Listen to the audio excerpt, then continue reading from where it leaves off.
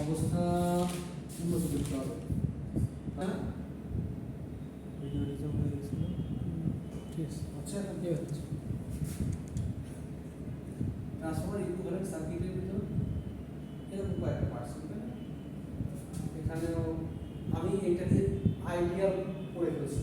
এটা হচ্ছে এখন আইডিয়াল ট্রান্সফরমার, আইডিয়াল থেকে নন আইডিয়াল ক্যারেক্টারিস্টিক্সটা আমি বাইরে নিয়ে ফেলছি। তো এখানে একটা রেজিস্ট্যান্স, এখানে একটা ক্যারেক্টারিস্টিক্স। এখন এই যে টার্মিনালের ভোল্টেজ, এই ভোল্টেজটাকে আমরা বলছিলাম হচ্ছে V2 টার্মিনাল ভোল্টেজ, আর এখানে হচ্ছে E2 সেকেন্ডারি ইনডিউসড ভোল্টেজ, এটা হচ্ছে E1 প্রাইমারি ইনডিউসড ভোল্টেজ। এখন ভোল্টেজ রেগুলেশন বলতে ওরা বোঝাতে চাচ্ছে যে যদি ট্রান্সফরমার নো লোড অবস্থায় থাকে তাহলে এই টার্মিনাল ভোল্টেজ এবং এই সেলফ ইনডিউসড ভোল্টেজের কোনো পার্থক্য থাকে না, কিন্তু যদি ট্রান্সফরমারটা লোড লাগায় তাহলে এই টার্মিনাল ভোল্টেজ এবং সেলফ ইনডিউসড ভোল্টেজের মধ্যে একটা পার্থক্য তৈরি হয়। কেন তৈরি হয়? কারণ এখানে একটা রেজিস্ট্যান্স আছে এবং একটা রিঅ্যাকট্যান্স আছে। এই রেজিস্ট্যান্স এবং রিঅ্যাকট্যান্সের ভিতরে একটা ড্রপ হয়, যে কারণে টার্মিনাল ভোল্টেজ এবং সেকেন্ডারি ইনডিউসড ভোল্টেজের ভিতরে একটা পার্থক্য তৈরি হয়। এই পার্থক্যটা আমি একটা রেশিও আকারে দেখালে সেটাকে ভোল্টেজ রেগুলেশন বলে। অর্থাৎ সেকেন্ডারি ইনডিউসড ভোল্টেজ থেকে ওই ভোল্টেজটা কতটুকু পরিবর্তন হচ্ছে, ওই ভোল্টেজটা কতটুকু কম বা বেশি, সেটা ছিল এরকম যে E2 মাইনাস V2, এটা হচ্ছে ভোল্টেজের পরিবর্তন, মানে কতটুকু চেঞ্জ হচ্ছে। সেটা 100 থাকলে 198 হচ্ছে না 95 হচ্ছে, 5 কম বেশি হচ্ছে না 2 কম বেশি হচ্ছে না 10 কম বেশি হচ্ছে, ঠিক আছে। এটাকে রেশিও আকারে আমি দেখতে পারি, এটা যদি আমি V2 দিয়ে ভাগ করতে পারি যে V2 এর সাপেক্ষে কতটুকু কমতেছে বাড়তেছে, ওকে, ইনটু 100%, তাহলে 100% এর ভিতরে কতটুকু পরিবর্তন আসছে সেটা আমরা বুঝতে পারি। এটাকে আমরা বলতেছিলাম ট্রান্সফরমারের ভোল্টেজ রেগুলেশন, যে ভোল্টেজের ভেরিয়েশন কতটুকু হচ্ছে, নো লোড অবস্থা থেকে অন লোড অবস্থায় আসলে ভোল্টেজটার পরিবর্তন কিরকম হচ্ছে।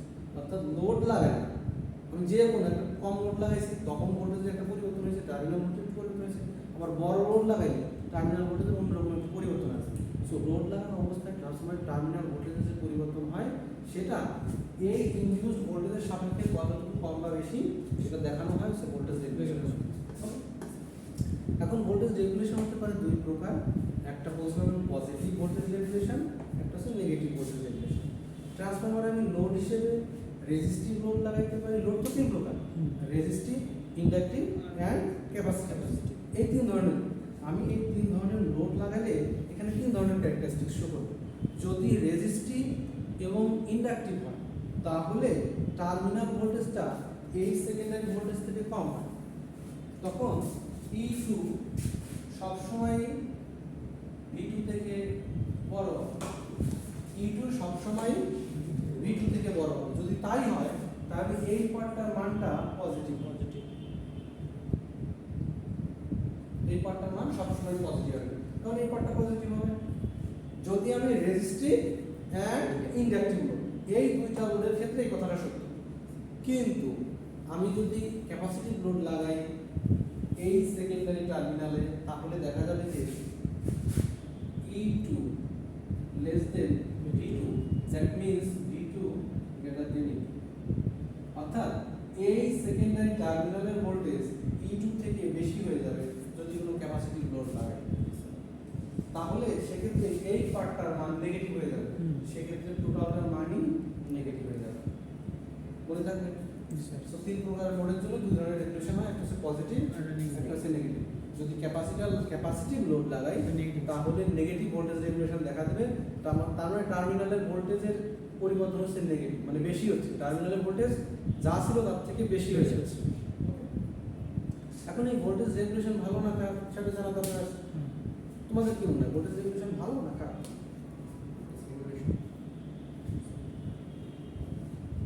ভোল্টেজ রেগুলেশন ভালো না খারাপ? তোমার কি মনে হয়?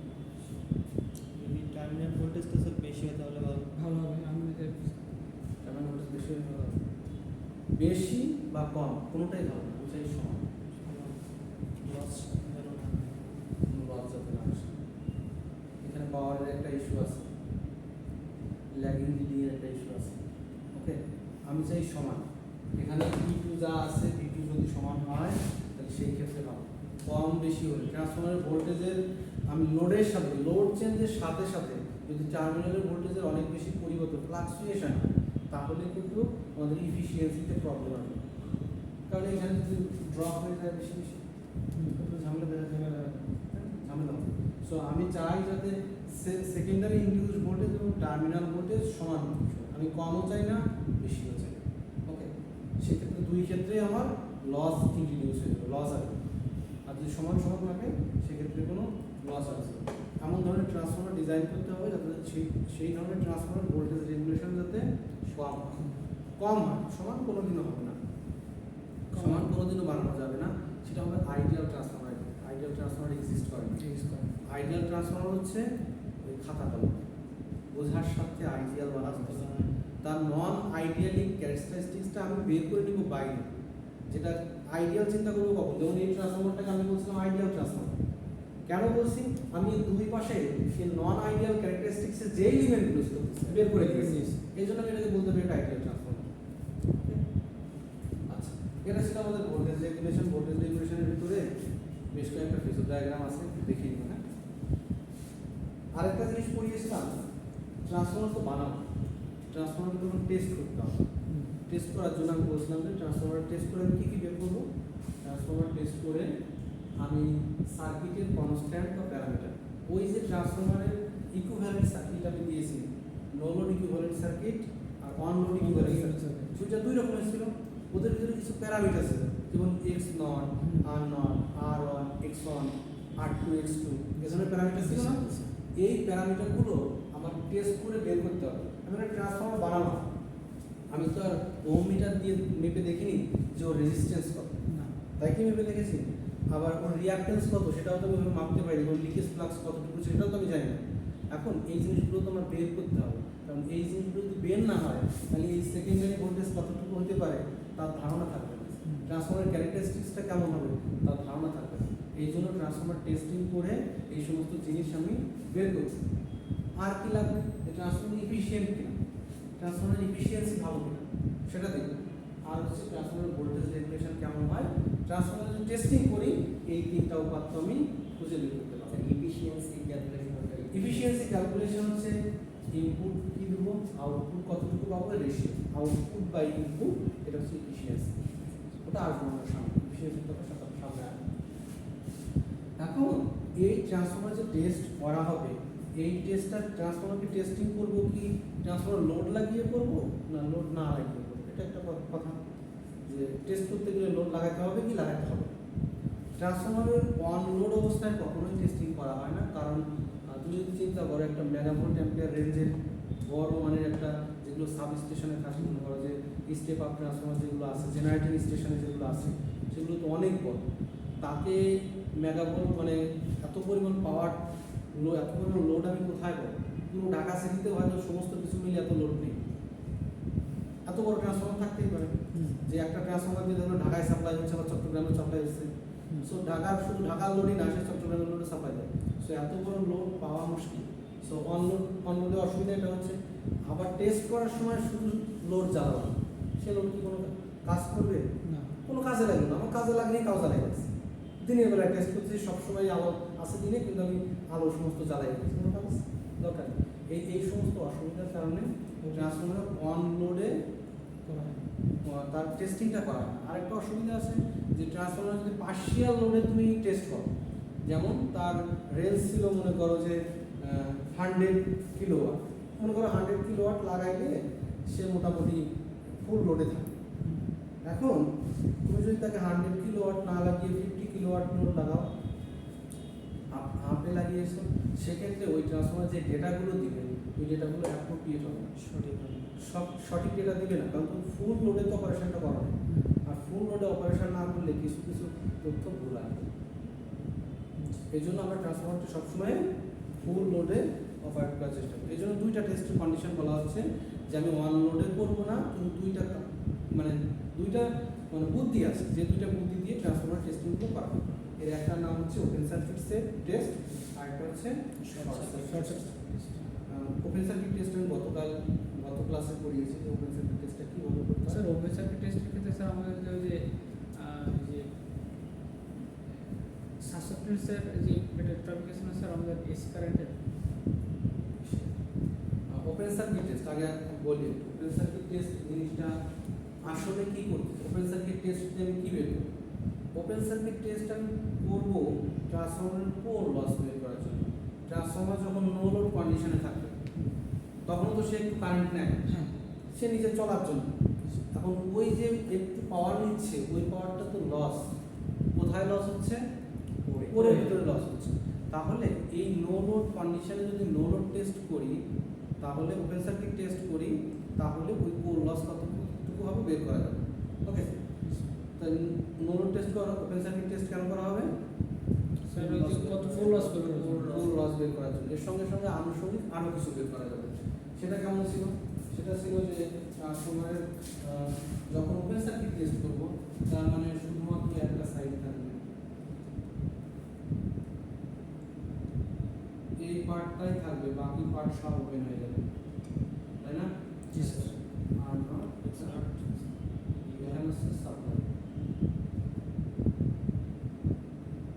তাহলে এইটুকুতে কি পরিমাণ প্রাইমারি কারেন্ট নিচ্ছে সেটা দেখবো বা কারেন্ট নিচ্ছে সেটা দেখবো কি পরিমাণ পাওয়ার নিচ্ছে সেটা দেখবো আর হচ্ছে এই রেজিস্ট্যান্সের মান কতটা আর নট এর মান কতটা এবং এক্স নট এর মান কতটা এই জিনিসটা খুঁজে বের করবো এটা হচ্ছে আমার কাজ খুঁজে বের করার জিনিস আরেকটা জিনিস বের করবো এই ট্রান্সফরমার নো লোড কন্ডিশনে তার পাওয়ার ফ্যাক্টর কেমন আছে পাওয়ার ফ্যাক্টর একটা বিশাল জিনিস জি স্যার পাওয়ার ফ্যাক্টর খারাপ হলে কিন্তু তোমাকে জরিমানা করবে মনে করো যে 95 এর নিচে নেমে গেলে পরে তোমার জরিমানা করতে পারে তুমি ইন্ডাকটিভ লোড সব লাগাই রাখছো কিন্তু তোমার পাওয়ার ফ্যাক্টর অবস্থা খুবই খারাপ সেক্ষেত্রে যদি পাওয়ার ফ্যাক্টর ইমপ্রুভমেন্ট করার জন্য যদি ক্যাপাসিটার ব্যান্ড না লাগাও সেক্ষেত্রে তোমার যারা সাপ্লায়ার কোম্পানি আছে ওরা তোমাকে জরিমানা করতে থাকবে যে আপনার পাওয়ার ফ্যাক্টরের অবস্থা ভালো না আপনি আমাদের সমস্যা হচ্ছে সো আপনাকে জরিমানা দিতে হবে পাওয়ার ফ্যাক্টর সবসময় ঘুরে ফিরে এসি পাওয়ারের ক্ষেত্রে পাওয়ার ফ্যাক্টরের কথা আসে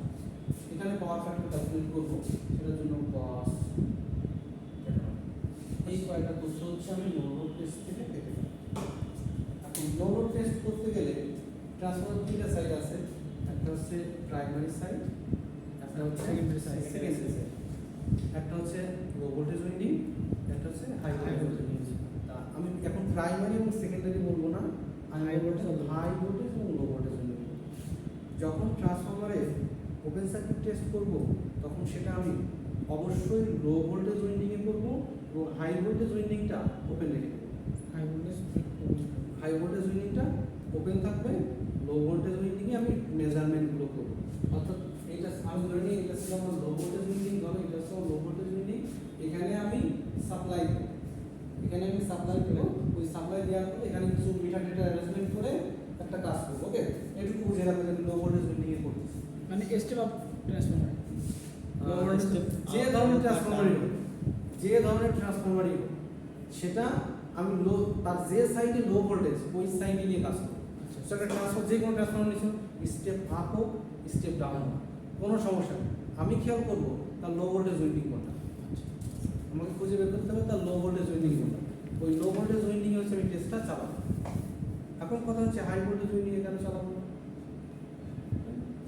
এখানে কন্ডিশন হচ্ছে লো ভোল্টেজ উইন্ডিংয়ে করলে তুমি যদি পারো আমার কথাগুলো লিখতে পারো যদি সুযোগ পাও আর আমি কথাগুলো বলতে পারো তুমি মাথায় করো নাহলে ভিডিও দেখতে পারো আচ্ছা হাই ভোল্টেজ উইন্ডিংয়ে যখন আমি টেস্টগুলো করবো তখন দুইটা অসুবিধা আছে ট্রান্সফরমারের যে কোর লসটা টোটালি ডিপেন্ড করে হচ্ছে তার ভোল্টেজের উপরে যদি আমি রেটেড ভোল্টেজ অর্থাৎ ওর রেটিং যেটা আছে সেই রেটিং ভোল্টেজটা যদি দেই তাহলে কোরের ভিতর দিয়ে রেটেড ফ্লাক্সটা যায় রেটেড ভোল্টেজ দিলে রেটেড ফ্লাক্সটা যাবে আর রেটেড ফ্লাক্সটা যদি যায় তাহলে কোর লসটা রেটেড হবে মানে তার যতটুকু হওয়ার কথা ততটুকু হবে ওকে এখন হাই ভোল্টেজ উইন্ডিংয়ে করতে গেলে অসুবিধা হচ্ছে একটা হাই ভোল্টেজ সাপ্লাই লাগবে আমার কাছে যদি হাই ভোল্টেজ সাপ্লাই না থাকে সেক্ষেত্রে যদি কম ভোল্টেজ দিয়ে দেয় তাহলে যে রেটেড ভোল্টেজ দেয়নি সো কোর লসের ভিতরে কোর লস ক্যালকুলেট করতে গেলে রেটেড ফ্লাক্সটা যাবে না সো কোর লসটাও রেটেড হবে এটা একটা অসুবিধা এই হচ্ছে দুইটা অসুবিধা যে আমি হাই ভোল্টেজ সাপ্লাইটা পাবো কারণ মনে করো যে 11 কেবি যে ট্রান্সফরমার করলাম 11 কেবি, তাই এক সাইডে হচ্ছে হাই ভোল্টেজ 11 কেবি, অপর সাইডে মনে করো 415 ভোল্ট। তা আমি যদি 11 কেবি সাইড নিয়ে টেস্ট করি, কিন্তু সাপ্লাই দিতে হবে 11 কেবি, কারণ 11 কেবি সাপ্লাই সব জায়গায় আছে, সব জায়গায় থাকে, সো সেটা পাওয়া মুশকিল হয়। এই অসুবিধার জন্য আমি হাই ভোল্টেজ উইন্ডিংয়ে করবো না। আরেকটা অসুবিধা আছে, হাই ভোল্টেজ উইন্ডিংয়ে যখন অপারেশনটা করব তখন পাওয়ার যেটা নিবে পি নট হবে ভি অন আই নট পাওয়ারের কথা যদি আসে, এখন এই যে যদি ভি অনটা বেশি হয়, মানে ভোল্টেজটা যদি অনেক বেশি, তাহলে কারেন্টটা অনেক কমে যাবে। কারেন্ট অনেক কমবে না, কারণ ভোল্টেজ বেশি হলে কারেন্ট কমে, কারেন্ট বেশি হলে ভোল্টেজ কমে। আমি যদি হাই ভোল্টেজ উইন্ডিংয়ে করি, সেক্ষেত্রে ভোল্টেজ থাকবে বেশি, কারেন্ট থাকবে কম। কিন্তু আমার যখন আমি নো লোড কন্ডিশনে ট্রান্সফরমারকে টেস্ট করতেছি, তখন নো লোড কারেন্টটা কম, তার থেকেও যদি হাই ভোল্টেজ সাইডে করি, তাহলে কারেন্টটা আরও কম মনে হবে, তাই না? যেহেতু ভোল্টেজ বেশি বেশি বেশি, সেক্ষেত্রে আমার মিটারের অ্যাকুরেসি খুব ভালো লাগে। আমি একটা মিটার নিলাম, যে মিটারটা মনে করো যে 1000 অ্যাম্পিয়ার কারেন্ট মাপে, সেখানে মনে করো সে 2 অ্যাম্পিয়ার কারেন্ট মাপতে গেলে আমি চোখে দেখে সেটা মেজার করতে খুব কষ্ট হয়ে যাবে। সো এটা একটা অসুবিধা, যে হাই ভোল্টেজ উইন্ডিংয়ে কারেন্টের পরিমাণ খুব কম হবে। যেহেতু কম হবে, আমি যদি কোনো একটা অ্যামিটার লাগাই, ওই অ্যামিটার থেকে রিডিং নিতে গেলে ভুলভাল হয়ে যাবে। এই অসুবিধার জন্য হাই ভোল্টেজ উইন্ডিংয়ে সাধারণত টেস্ট করা হয়। কিন্তু কথা হচ্ছে দুই সাইডে করলেই সমান রেজাল্ট আসবে যদি আমি ঠিকঠাক করতে পারি। কিন্তু এই অসুবিধার জন্য আমি হাই ভোল্টেজ উইন্ডিংয়ে সাধারণত করি না, আমি লো ভোল্টেজ উইন্ডিংয়ে করি। এখন আসি, কি হচ্ছে অ্যারেঞ্জমেন্ট। যদি আমি একটা ট্রান্সফরমারকে নো লোড কন্ডিশনে টেস্ট করতে চাই, তাহলে তার হাই ভোল্টেজ সাইড যেটা থাকবে সেটা ওকে থাকবে, high voltage side. Low voltage সাইডে আমি একটা সাপ্লাই দিব ভি অন। এই ভি অন হচ্ছে লো ভোল্টেজ যেটা রেটেড ছিল, রেটেড পরিমাণ করবে, রেটেড থেকে কম দিলে কিন্তু হবে না, রেটেড দিতেই হবে। ওকে, সো আর একটা ভোল্ট মিটার লাগাবো, যে ভোল্ট মিটার হচ্ছে এই ভোল্টেজটা মাপবে যে রেটেড ভোল্টেজ যাচ্ছে কিনা। একটা অ্যামিটার লাগাবো, যে কারেন্ট কত যাচ্ছে। একটা ওয়াট মিটার লাগাবো, ওয়াট মিটারের দুইটা কয়েল থাকে, একটাকে বলা হয় কারেন্ট কয়েল, একটা হচ্ছে পোটেনশিয়াল কয়েল। ওকে, সো এই দুটো কয়েল হচ্ছে একটা ওয়াট মিটার। এই ডাব্লুটা হচ্ছে কি, watt power, no load power consumption. সে নো লোড পাওয়ার নিলে এই পাওয়ারটা কি পাওয়ার, নো লোড পাওয়ার কি পাওয়ার, এটা কি কি জন্য নিচ্ছে নো লোড পাওয়ারটা, কি জন্য নিচ্ছে বন্ধু? সেটাতে লসের জন্য। কোন লস? Core loss. এই যে পাওয়ারটা মেজার করবে, এটা টোটালি হচ্ছে আমার কোর লসের পাওয়ার। যে কোটা যেটাই দেখবো ওটা হচ্ছে আমার কোরের ভিতরে লস হচ্ছে। আর আই নটটা হচ্ছে কারেন্ট, সাপ্লাই থেকে কি পরিমাণ কারেন্ট দিচ্ছে। আর ভি হচ্ছে এখানে যে পরিমাণ ভোল্টেজ দেওয়া হচ্ছে, ভোল্টেজ আমি সাপ্লাই দিচ্ছি। তাহলে যখন আমি ট্রান্সফরমারের এই টেস্টটা করতেছি, এই তিনটা তথ্য আমি পাচ্ছি। এই তিনটা তথ্য থেকে বাকি তথ্যগুলো আমাদের এখন ক্যালকুলেট করতে হবে। হ্যাঁ, এখানে খেয়াল করো যে ওই যে আমি পাওয়ারটা পেয়েছি W, W equal to V on I naught cos theta not লেখা যায়। আমি এখান থেকে ডাব্লু মান জানি, ভি অন এর মান জানি, আই নট এর মান জানি। So no load power factor কতটা হবে সেটা আমি ক্যালকুলেট করতে পারবো। তাহলে এই কস থিটা নট এর মানটা পেয়ে যাচ্ছি।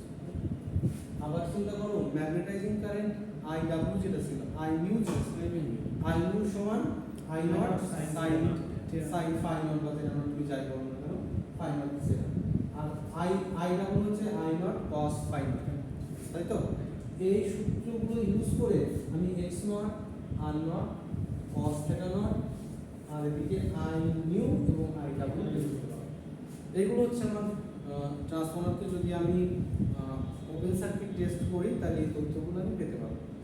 তার মানে এখানে যে যে তথ্যগুলো পাওয়ার দরকার সেই তথ্যগুলো। ওকে, এটা ছিল গত ক্লাসে পড়া। বোঝা গেছে জিনিসটা কি? কেন ওপেন নো লোড টেস্টটা আমি লো ভোল্টেজ উইন্ডিংয়ে করবো, কেন হাই ভোল্টেজ উইন্ডিংয়ে করবো না, সে কথাগুলো বোঝা গেছে। কথাগুলো ইম্পর্টেন্ট।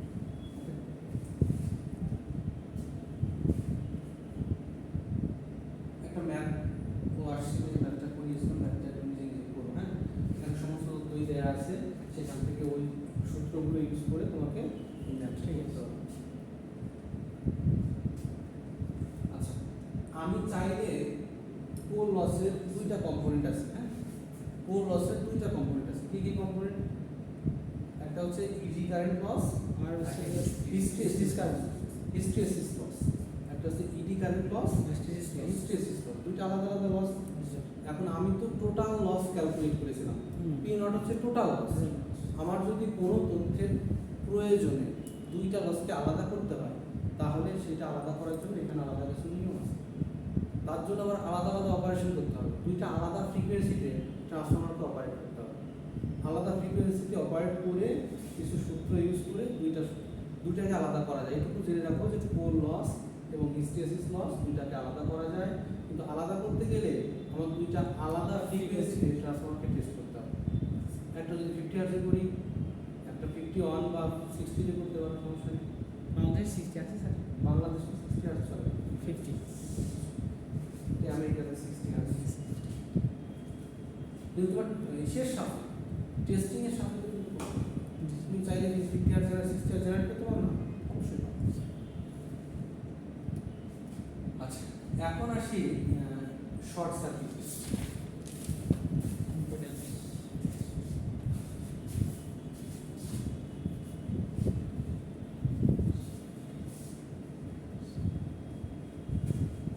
ওপেন সার্কিট টেস্ট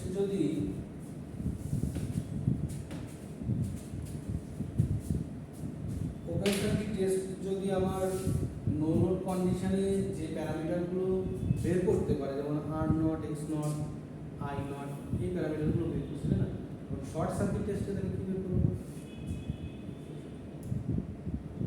আরেকটা আমি কোর লস কম্পোনেন্ট বের করেছিলাম ওপেন সার্কিট টেস্টে। শর্ট সার্কিট টেস্টে হচ্ছে আমি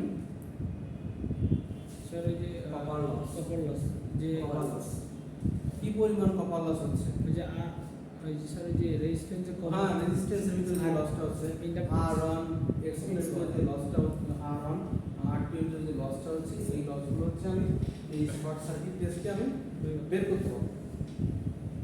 তাহলে আপনি এই শর্ট সার্কিট টেস্টটা পাচ্ছেন। শর্ট সার্কিট টেস্টে হচ্ছে আমি কপার লস বের করতে পারবো, সাথে সাথে এর প্যারামিটার যেগুলো আছে R2, X2, R1, X1, এই চারটা জিনিস সেখান থেকে বের করতে পারবো। ওকে, এখন এটা করবো আমি কোন সাইডে করবো? একই কথা, ওটার ক্ষেত্রে একই কথা আসবে, এটা আমি কোন সাইডে করবো?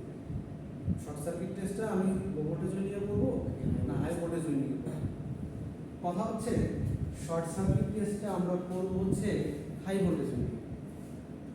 হাই ভোল্টেজ উইন্ডিং এ আমি মেজারমেন্টগুলো করবো, আর লো ভোল্টেজ উইন্ডিংটা আমি শর্ট করে দেবো। লো ভোল্টেজ উইন্ডিংটা ডিরেক্টলি শর্ট করে দেবো। ওকে, লো ভোল্টেজ উইন্ডিং শর্ট করে দিয়ে আমি কি করব? এখানে একটা সাপ্লাই দেব, সাপ্লাই দেব, তো ওয়াট মিটার থাকবে, অ্যামিটার থাকবে, একটা ভোল্ট মিটার থাকবে। এখন আমি কি করব? এটা হচ্ছে হাই ভোল্টেজ উইন্ডিং এ যে সাপ্লাইটা দিব, এই সাপ্লাইটা একবারে রেটেড সাপ্লাই দিব না, সাপ্লাইটা একবারেই রেটেড সাপ্লাই দিব। ওকে, আমি কি করবো? একটা ভেরিয়েবল রাখবো যে যেটা ভোল্টেজটা চেঞ্জ করতে পারে। এখানে আগে স্লাইডে একটু দেখাই।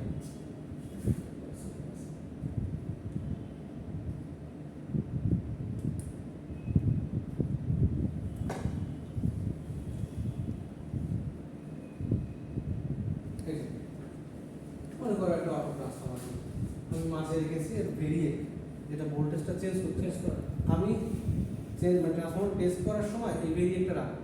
সো আস্তে আস্তে ভোল্টেজ বাড়াতে থাকবে। কত সময় পর্যন্ত বাড়াবো? মিউচুয়াল ফ্লাক্স পর্যন্ত। আমি এখানে একটা ভেরিয়েট দিয়ে সাপ্লাইটা দিয়েছি, যে সাপ্লাইটা হচ্ছে আমার এই কয়েক দিয়ে কারেন্ট ড্র করতেছে, শর্ট করে দিচ্ছি, কারেন্ট যাচ্ছে, কয়েকটা অ্যামিটার কারেন্টটা মাপতেছে। ওকে, সো এইখানে সাপ্লাইটা বাড়াতে বাড়াতে যখন দেখবো এখান দিয়ে রেটেড কারেন্টটা যাচ্ছে, short circuit low voltage winding এর যে রেটেড কারেন্টটা যাওয়ার কথা, মানে ট্রান্সফরমারের ভিতর দিয়ে রেটেড যে পরিমাণ, সর্বোচ্চ যে পরিমাণ কারেন্ট যাওয়ার কথা, সেই পরিমাণ কারেন্ট যদি যায়, এই মিটারটা যদি সেই পরিমাণ কারেন্ট শো করে, তাহলে সেই পর্যন্ত ভোল্টেজটাকে বাড়াবো, তার বেশি বাড়ানোর দরকার নেই। যেহেতু সার্কিটটা শর্ট করা আছে, আমার দরকার হচ্ছে কারেন্ট সর্বোচ্চ কতটুকু যায় সেটা টেস্ট করে বের করা। কারেন্ট গেলেই ওর ভিতরে কী পরিমাণ ও কপার লস হচ্ছে সেটা বের করতে হবে। ওকে, তার মানে কি এই পাশে কিন্তু আমার রেটেড সাপ্লাই দেওয়ার দরকার নেই। রেটেড সাপ্লাই না দিলে একটা জিনিস খেয়াল রাখো, রেটেড সাপ্লাই নেই মানে হচ্ছে কোর লসের ভিতরে যে মিউচুয়াল ফ্লাক্স যেটা ছিল সেটা ম্যাক্সিমাম হচ্ছে না। সো কোর লসটা কিন্তু এখানে আর নেগলিজেবল হয়ে যাবে, কোর লসটা তখন আর সিগনিফিকেন্স থাকবে না, শুধুমাত্র পুরোটাই কপার লস। এই জন্য আমি বলছি যে রেটেড সাপ্লাই দরকার নেই। তোমার সাপ্লাইটা যদি অর্ধেক দিই তাহলে কোর লসের কোনো কথাই থাকবে না, শুধুমাত্র পুরোটাই কপার লস হিসেবে এখানে ইন্ট্রোডিউস হবে। ওকে, সো এখানে কি করলাম, ভেরিয়েন্ট দিয়ে আমি ভোল্টেজটাকে বাড়াইলাম যত সময় না পর্যন্ত রেটেড কারেন্টটা আসছে। রেটেড কারেন্টটা আসলো, রেটেড কারেন্ট আসার পর আমি কি করবো, এই অ্যামিটার কি পরিমাণ কারেন্ট পেয়েছে এবং এই ভোল্টমিটার কি পরিমাণ ভোল্টেজ মেজার করছে এবং এই ওয়াটমিটার কি পরিমাণ পাওয়ার মেজার করছে, এই ডেটাগুলো আমি নিয়োগ করতে হবে। ওকে, এই ডেটাগুলো নিয়ে এখন আমার অ্যানালাইসিস করতে হবে। দেখি অ্যানালাইসিস করে কি বের করা যায়।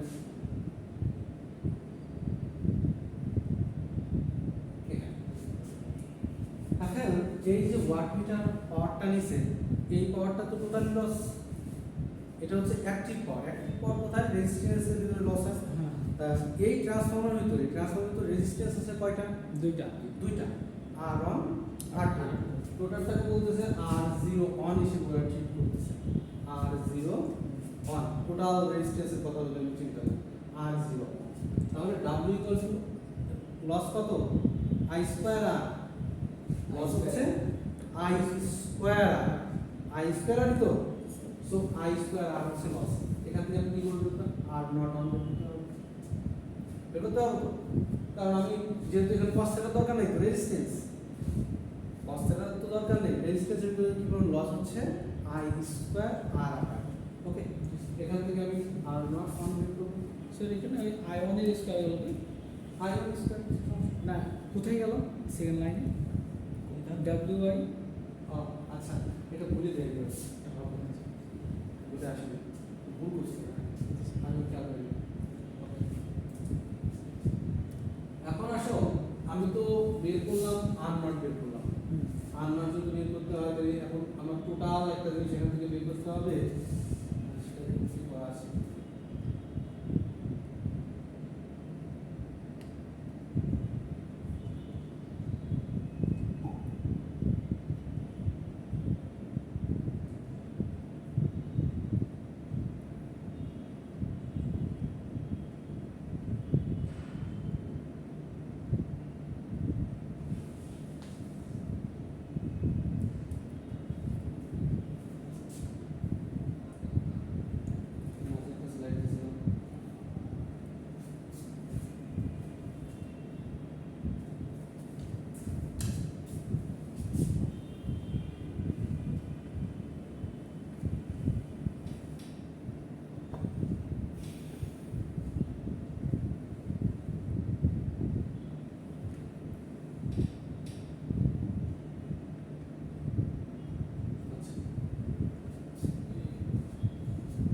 এই R0 থেকে এখন আমার X0 বের করতে হবে। X0 মানে কি, এখানে টোটাল তিনটা set equal resistance, set equal to কি R স্কয়ার। এখান থেকে আবার X এর ভ্যালুটা বের করতে যাচ্ছি, X হবে Z স্কয়ার, সেটাকে এরকম নাম দিই, আগে স্কয়ার করে দিই, Z square equal to R square plus R square X square. So এটা square Z square minus R square. So এখান থেকে আমার X1 টা বের করতে হবে। সেই হচ্ছে ইন্ডাকটিভ রেজিস্ট্যান্স না, ওই হ্যাঁ। ইন্ডাকটিভের, হ্যাঁ, রিঅ্যাকট্যান্স এর ভ্যালু, হ্যাঁ রিঅ্যাকট্যান্স এর ভ্যালু। ওকে, এই তথ্যগুলো বের করলাম, বের করে এখন দেখি কি করা যায়। এখন ম্যাথটা করতে হবে, টোটাল একটা রেজিস্ট্যান্স একটা বসে বসে করতে হবে। টোটাল রিঅ্যাকট্যান্স একটা ম্যাথটা বসে বসে করো, তারপরে সামনে করো।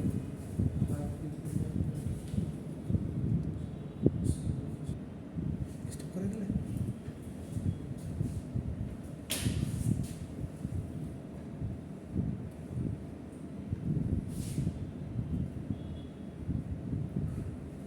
তাহলে এই যে এটা হচ্ছে আমাদের শর্ট সার্কিট টেস্টের যে ডেটাগুলো আমরা পেয়েছিলাম, সেই ডেটাগুলো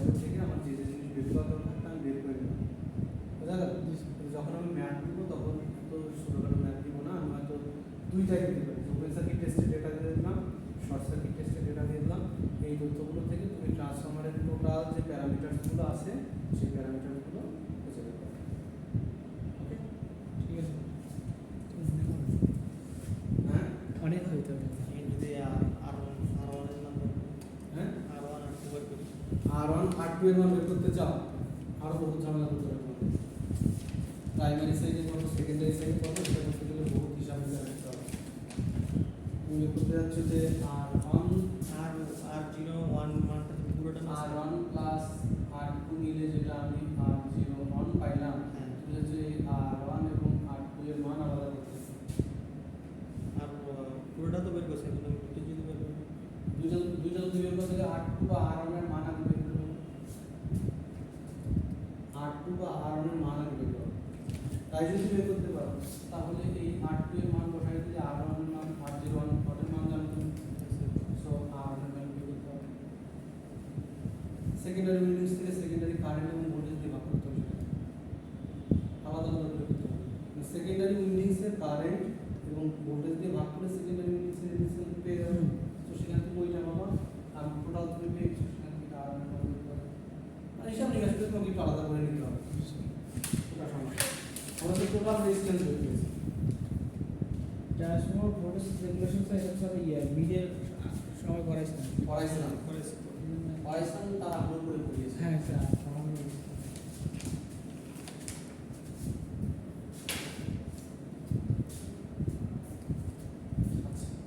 এখন এবার আসি এই কোশ্চেনের উত্তর। Why transformer rating in kVA. তুমি দেখবা যে ট্রান্সফর্মার রেটিংটা কখনোই ওয়াটে থাকে না। হ্যাঁ, ওয়াটে দেওয়া থাকে না কেভিএ কি apparent power, real power, reactive power, apparent power, complex power বলে কিছু কিছু পাওয়ার আছে। এগুলো সার্কিট টুতে জেনে আসার পর এই কেভি হচ্ছে অ্যাপারেন্ট পাওয়ার। এখন ট্রান্সফর্মার রেটিং কখনোই ওয়াটে করা হবে না। এর কারণ হচ্ছে ট্রান্সফর্মারের যে কোর লস, কোরের যে লসটা হবে সেটা টোটালি নির্ভর করবে ভোল্টেজের উপরে, টোটালি নির্ভর করবে ভোল্টেজের উপরে। আর যদি মনে করো তুমি কপার লস, টোটালি নির্ভর করবে কারেন্টের উপরে, টোটালি নির্ভর কারেন্টের উপর, তাই না? এখন তুমি এমন হতে পারে যে ট্রান্সফর্মারে তুমি কোনো লোড লাগাও নাই, ট্রান্সফর্মারটা শর্ট করে রাখছো, ট্রান্সফর্মার থেকে কোনো ওয়াট পাবা তুমি? না ওয়াট পাচ্ছ না, কিন্তু ট্রান্সফর্মার কি তাহলে রেটিং জিরো? ট্রান্সফর্মার রেটিং কি তাহলে জিরো? না স্যার রেটিং তো আর জিরো না, কিন্তু আমি যদি কিলোভোল্ট অ্যাম্পিয়ারে ওকে রেটিং করে না রাখি তাহলে অ্যাকচুয়াল পাওয়ার আউটপুট তো জিরো দেখাচ্ছে।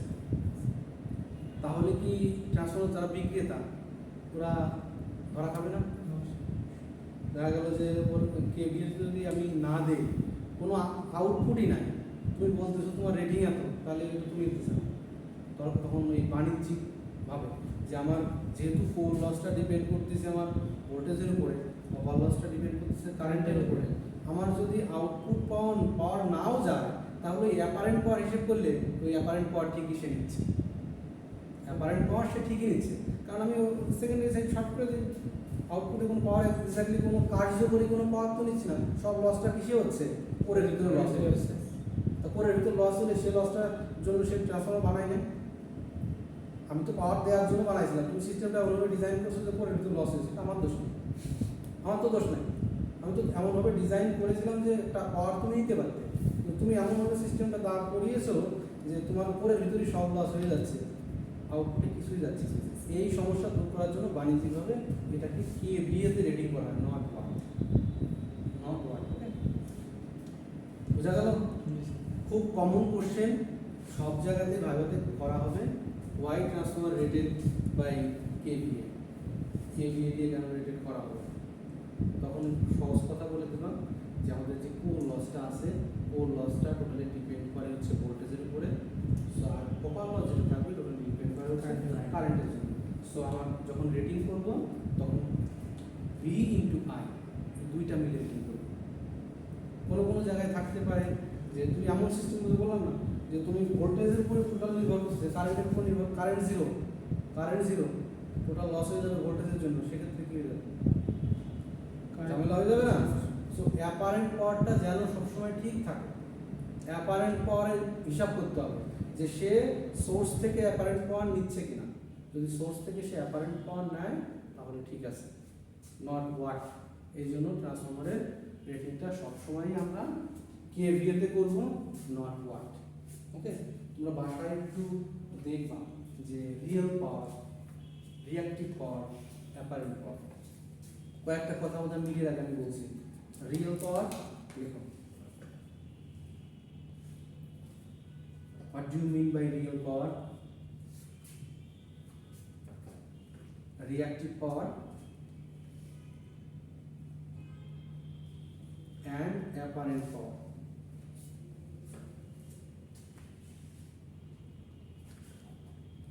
এর সাথে আর একটা জিনিস লেখো, কমপ্লেক্স পাওয়ার।